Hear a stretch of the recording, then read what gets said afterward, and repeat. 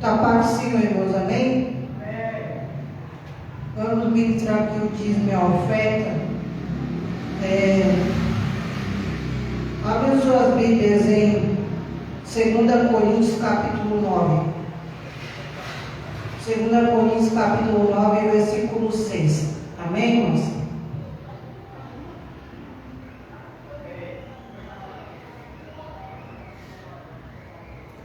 Eu vou ler.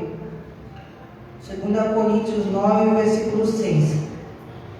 E digo isso, que semeia pouco, pouco também ceifará. E o que semeia em abundância, em abundância também ceifará.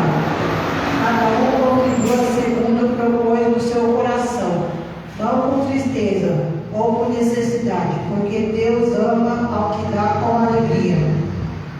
Amém, irmãos?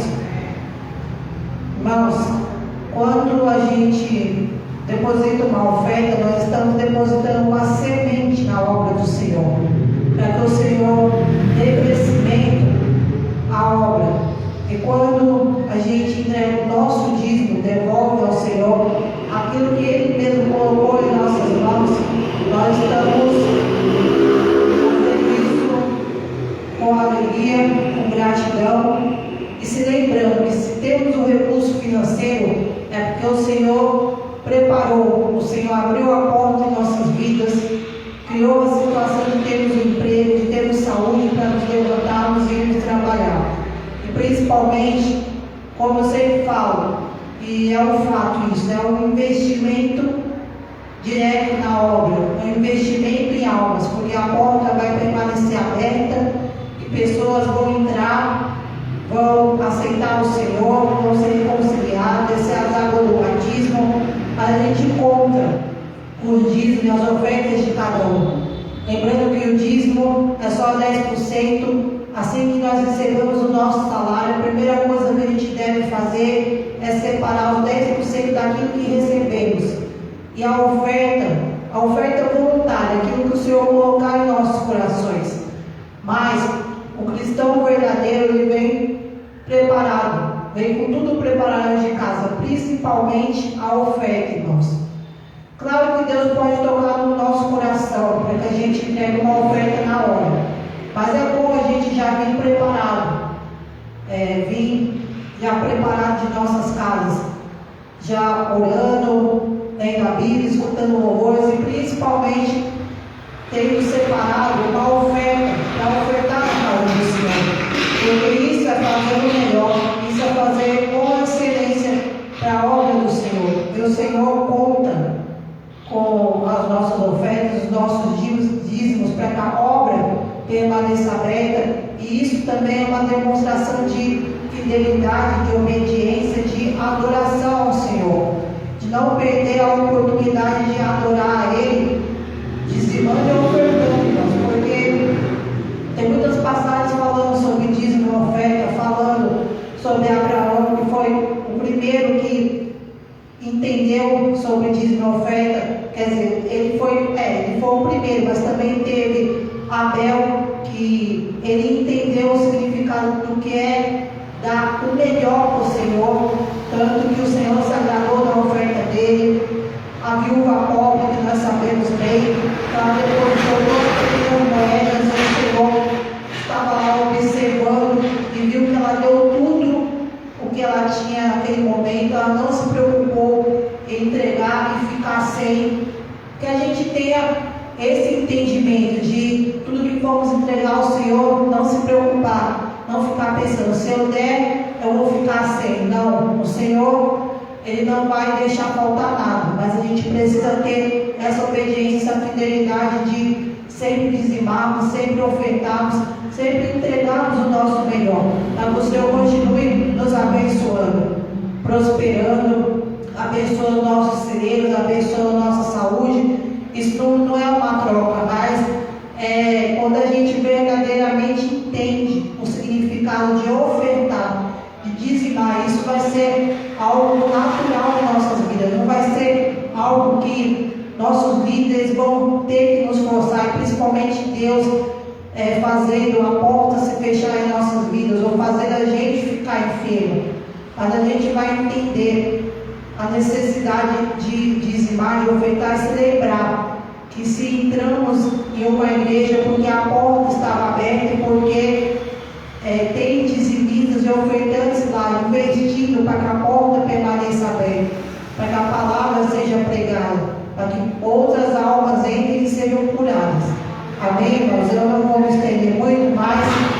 Medita nessa passagem de Coríntios e vamos sempre entregar o nosso melhor ao Senhor e sempre entender o significado verdadeiro, não deixar entrar por um ouvido e sair pelo outro cada vez que é ministrado de oferta, porque é necessário a gente aprender e entender quantas vezes for necessário para a gente dar o nosso melhor na oferta, no dízimo, em tudo que formos fazer para o Senhor, obedecer e ser fiel. Amém? Vamos orar. Senhor, recebe as nossas ofertas, os nossos dízimos, abençoa esta casa de oração, abençoa as finanças deste ministério, tudo que precisa ser pago, precisa ser feito. Toma conta pista desta casa de oração, toma aqueles que dizimam, que ofertam, você abençoa, prospera, abençoa o trabalho daqueles que estão trabalhando, meu Senhor, o dia a dia, a rotina de cada um. Toma aqueles que estão desempregados, abre a porta, cria a situação, Senhor. Abençoa a carteira, currículo de trabalho, meu Senhor. Porta de excelência, porta que não afaste da tua presença, Senhor. Visita, meu Senhor, nossa saúde, nos livra de toda enfermidade, nos ajuda, meu Senhor, nosso levantar, nosso deitar, Senhor.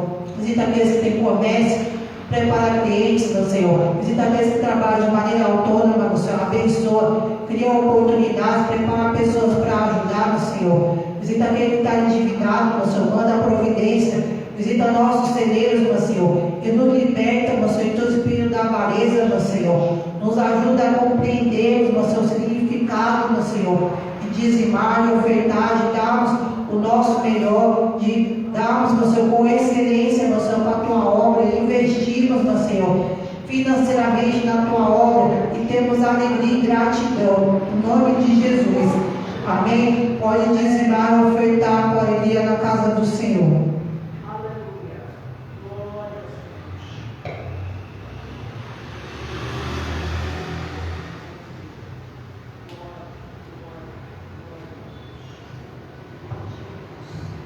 Amém, irmãos? Vamos para a palavra agora. Abram suas Bíblias em Lucas 14. Lucas 14. A cura de um homem hidrópico. Esse é o título na minha Bíblia. Amém ou misericórdia, irmãos? Amém? Eu vou ler. Lucas 14. A cura de um homem idólatro. Aconteceu no sábado que, entrando ele em casa de um dos dois, vou ler de novo. Aconteceu no sábado que, entrando ele na casa de um dos principais dos fariseus para comer pão, eles estavam observando. E eis que estava ali diante dele um certo homem hidrópico. Jesus, tomando a palavra, falou aos doutores da lei e aos fariseus, dizendo: é lícito curar no sábado? Eles, porém, calaram-se. Tomando, o curou e despediu, e disse-lhes: qual será de vós que, caindo-lhe num poço em dia de sábado, o jumento, o boi, não o tire logo? E nada lhe pediram, nada lhe podiam replicar sobre isso. Amém, irmãos? Vamos orar. Senhor, perdoa os meus pecados, as minhas falhas, meu Senhor. Que o Senhor cresça e eu diminua, meu Senhor. Me usa como instrumento, como canal, que seja feita a tua vontade, o teu querer, meu Senhor. Que haja cura, haja libertação, meu Senhor. Nesta casa de oração, os irmãos estão assistindo esta live, meu Senhor. Que o Senhor tome essa casa de oração, tome essa palavra em tuas mãos, Senhor. Em nome de Jesus. Amém? Só para explicar, porque eu pesquisei no Google o significado de hidrópico. Hidrópico é uma pessoa que tem acúmulo de líquido no corpo, em excesso. Isso é hidrópico.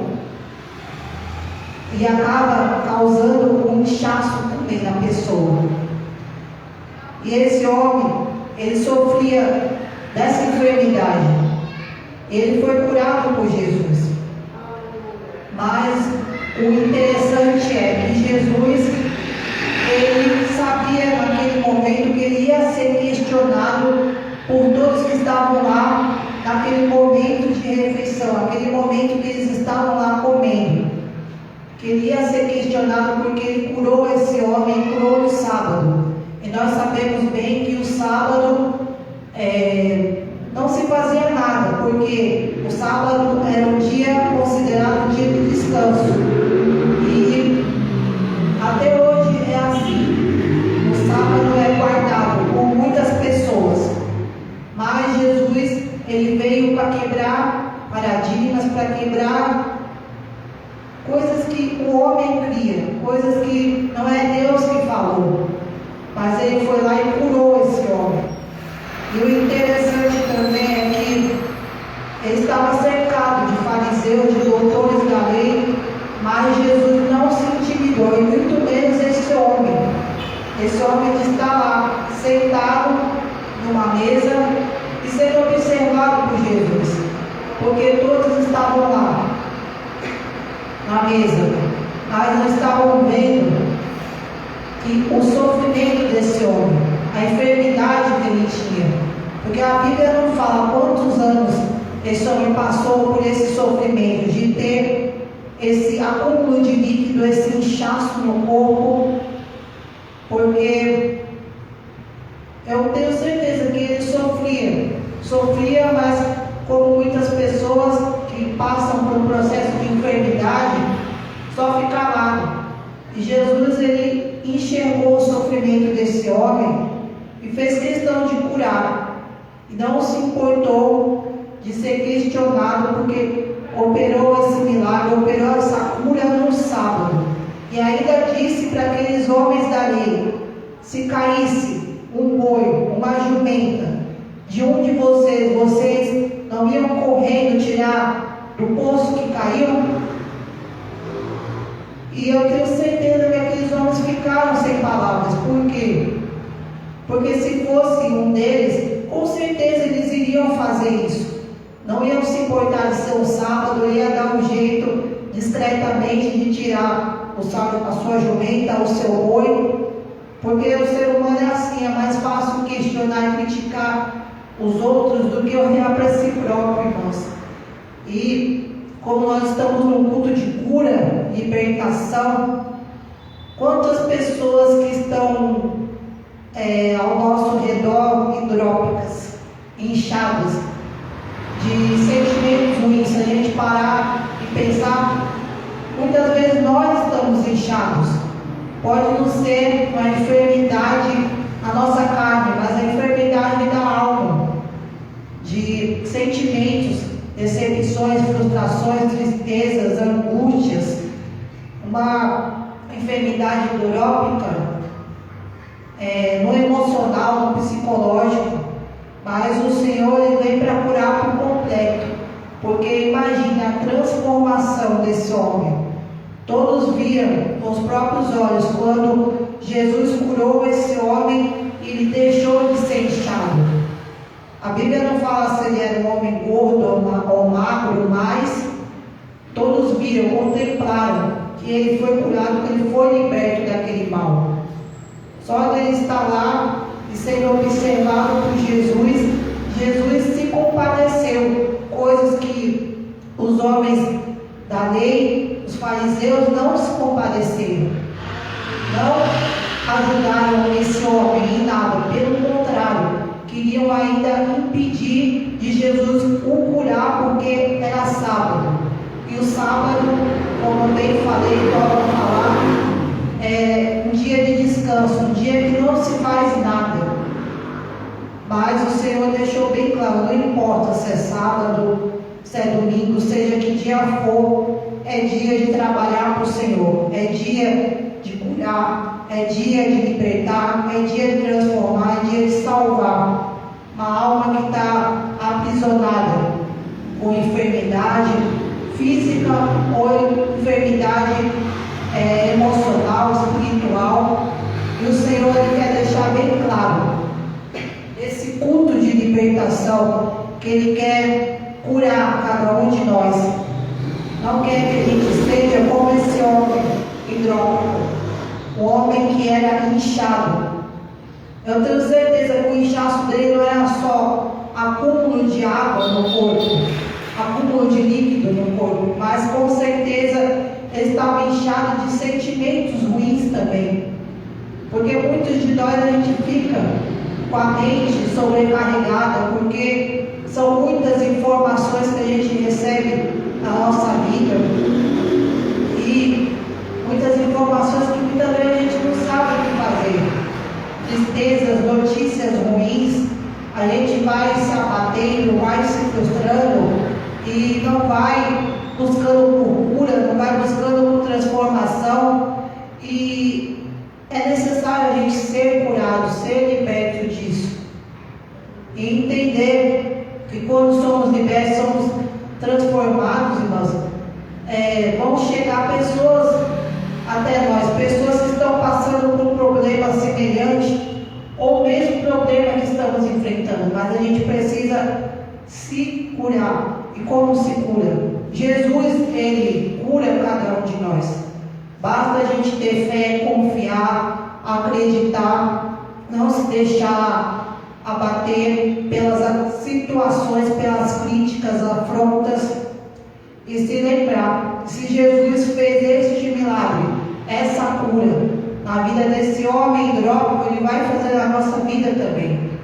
Mas a gente precisa dar lugar, dar espaço para que o Senhor trabalhe na nossa vida, dar espaço para que Ele nos preencha com a presença dEle, com renovo, com fé, com esperança, acreditar na nossa cura, acreditar na transformação, na salvação, acreditar que o Senhor está no controle de cada situação, e se lembrar que todo lugar o Senhor está.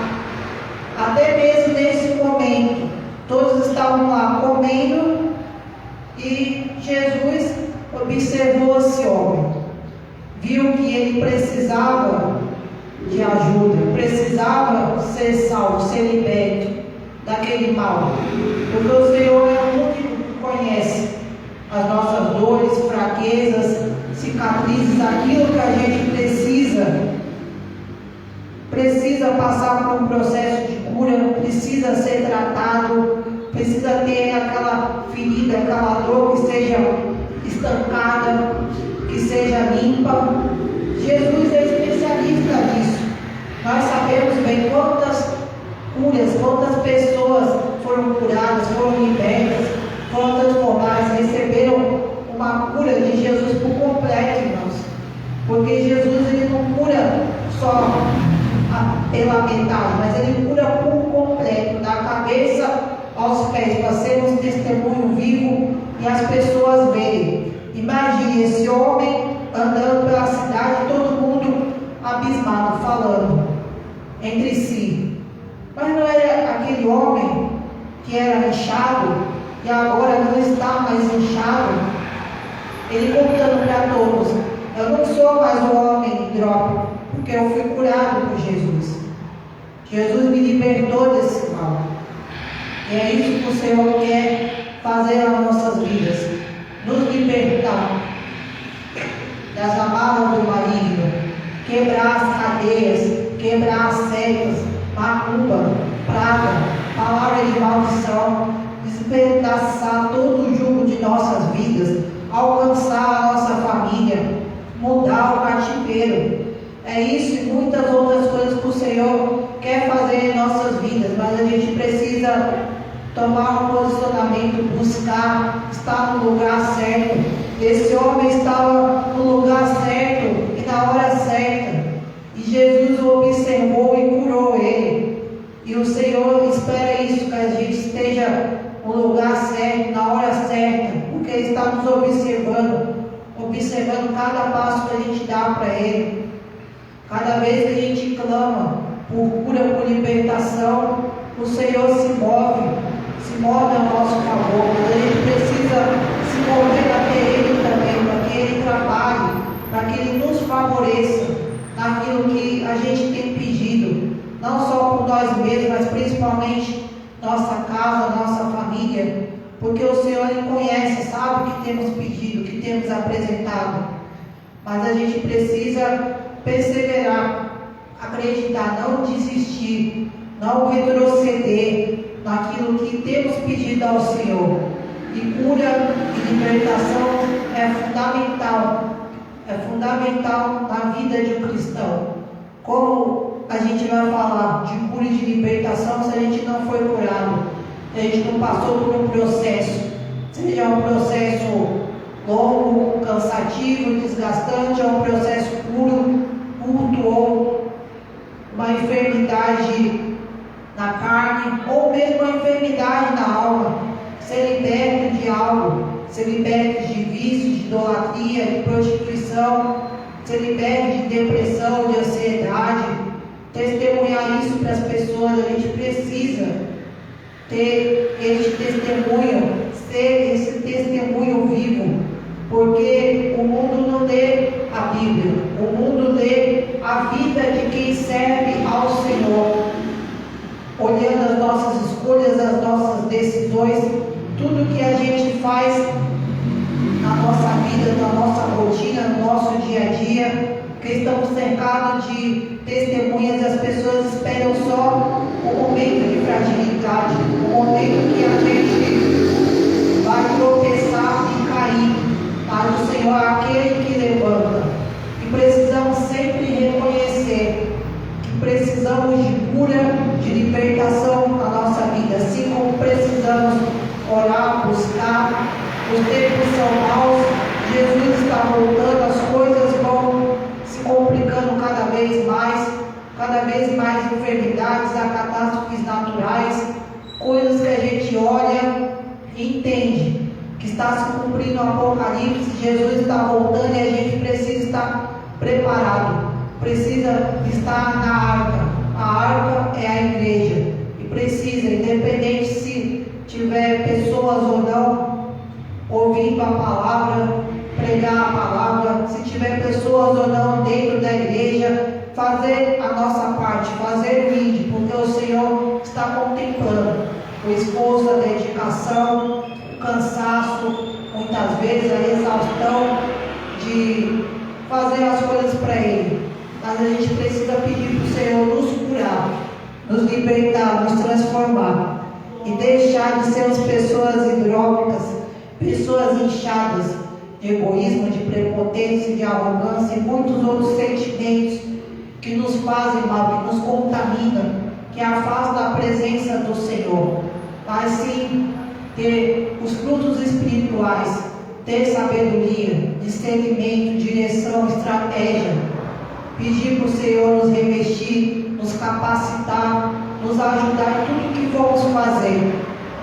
Que a gente medite nessa passagem, uma passagem curta sobre a cura desse homem, mas se lembre, se Jesus curou um homem que era inchado, Ele vai nos curar de todo o inchaço, seja físico, seja espiritual, seja que área for da nossa vida, das pessoas que nós apresentamos sempre, em todo culto de libertação. Amém, irmãos? Eu não vou me estender muito. Vou encerrar essa live, agradecer cada um que está assistindo esta live, que vocês curtam, comentem, compartilhem e meditem nessa passagem. Amém, irmãos? Deus abençoe e fiquem na paz.